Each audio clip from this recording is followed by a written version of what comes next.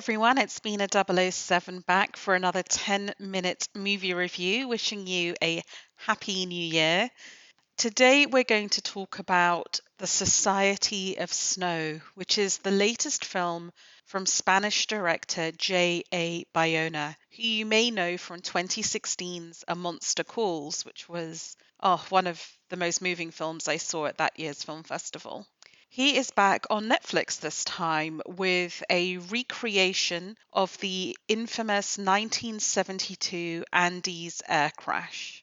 Now, if you're not familiar with this, what basically happened is that in 1972, a Uruguayan rugby club was having a match in Chile and chartered a private plane to take them to the match, which involves flying over the Andes Mountains. Now, these boys, and in many cases they were just in their early 20s, were fairly spoiled.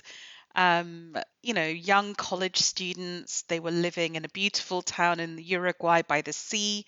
Many of them had never left town and certainly had never seen snow.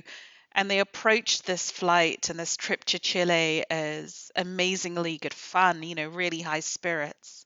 Unfortunately, one of the pilots made a navigational error, understandably, as they were flying into this horrific snowstorm and navigating purely by instrumentation. And the plane suffered an horrific crash with both of its wings sheared off, the fuselage at the back taken off, and people falling through. And of the 45 people on board, only 29 survived the initial crash. Fatefully, you can believe in luck or you can have faith. This was on Friday, October 13th, 1972.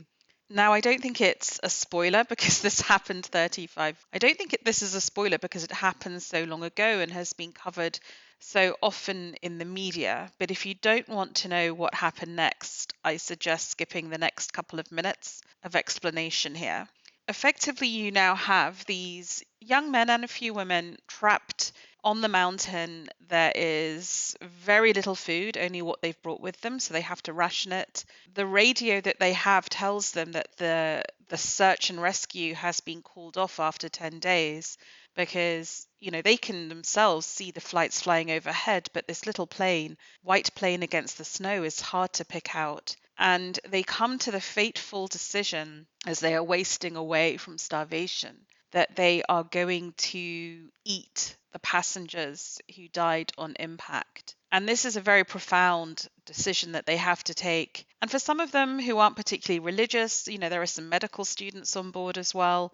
It's simply a matter of life and death. This is just luck. It's bad luck, and there is a source of protein outside of the plane. For others, it's a matter of grave religious conflict. Is this allowed by law? Is this allowed by God? Are they going to be condemned to eternal damnation? Remember that this rugby team was called the Old Christians, and these kids were college students at a Catholic college run by Irish monks. So these religious questions are really profound. But they come to the conclusion that they are going to eat, and they do so with as much reverence and as much care as you can imagine. The next big decision comes when there is a huge avalanche that enters the fuselage of the plane and unfortunately kills others because they're suffocated in the snow. And it's really a turning point where they realize that no one's coming to get them. They're starving. They have crossed the ultimate taboo just to eke out some kind of existence. And the mountain itself is not safe to stay on. So 3 of the men decide that they are going to build up their strength, and the others are going to give them their rations and the best places to sleep. And they are going to try and climb the peak that's in front of them and get to what they assume is Chile on the other side. And of course, it's not because the pilot who gave them the information of where they are was wrong. That's why they had the crash. And so what then becomes the 2 men who make this incredible 10-day walk. I say walk. It's a mountaineering climb. They have no mountaineering experience. They have no equipment. They have no compass. They have 10 days of rations, but they're meager and their bodies are already dying and starved. And somehow they get to the other side and they achieve the rescue of the remaining passengers. Now, this is a story that captivated the world at the time. No one had ever emerged from the Andes after a plane crash. So this miraculous 2-day walk was seen as heroic, and the guys involved were acclaimed. But it was also given sensationalist coverage when the press realized, after days of asking them, how did you survive? What did you eat? That they had resorted to cannibalism. And, the poor guys involved had said they wanted to discuss it privately with the families of those involved, but they didn't have that chance. And when you see the press conference, they explain it in terms of eating the Eucharist. That if you are Catholic and you believe that every Sunday you are eating the transubstantiated body and blood of Christ, that isn't this the same sacrifice? Isn't this the sacrifice that those people have made? And isn't this the nourishing muscle and protein that they needed to survive? You can question that today, but it was very, I think, a sincerely held belief by those involved.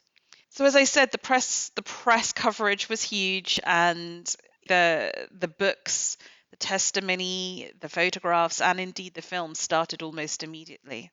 I think for Western audiences, perhaps the most famous will be the 1993 American film called Alive, which is directed by Frank Marshall, who actually is better known as a movie producer, but he did direct a few films. It stars Ethan Hawke and Josh Hamilton. And it's an American cast. I mean, they do have the Uruguayan names, and it's all set where it's meant to be set, but it's very much an American remake. I actually watched it in preparation for watching The Society of Snow, and I have to say that unfortunately in 1993 they couldn't depict the accident in the same way as we would now, given where CGI and technology has come. And it does have a slightly more schmaltzy, more Disney-fied feel, as maybe one would expect from a film by Frank Marshall. But it's not terrible. It's not great. I think it just sort of is what it is as an artifact of the time. I think the far more impressive film that was hitherto made is actually a documentary made in 2007. It was directed by someone called Gonzalo Arrijon. I think I'm pronouncing that correctly. And what makes this documentary phenomenal is he just spends so much time with the survivors, and he reconstructs the events that I have described through their testimony. And you see both how it felt for them at the time, but also the impact that it's had on them today and their body language and the language they choose to show. And you see the spectrum of reactions, right, from people who were really timid and really concerned with crossing the taboo to those who were like, stop talking about faith and religion. This is just bad luck. We're doing what we need to do. There's that whole spectrum of human reaction. What comes across really strongly, however, from the documentary is the collegiality. The fact that this was a team, and it was a team of young men who were friends. And that, I think, was the crucial reason why they survived, because they trusted each other and they implicitly took the leadership. When they crashed and the pilots were dead, they took the leadership of their captain, who gently, kindly asked them to do various things. They were incredibly disciplined. They rationed out the food in a particular way. It just feels to me like this is the ultimate, in a sense, team sports movie, because it shows the value and the strength of having that collegiality and that trust in each other.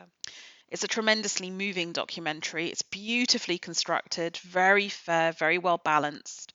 And I think you can still watch this on streaming services in the US. In the UK, you can find the full feature film on YouTube if you search for BBC Storyville, because it showed as part of the BBC documentary season. But I would really highly recommend it. It showed at 2008 at the Sundance Film Festival and was critically well acclaimed.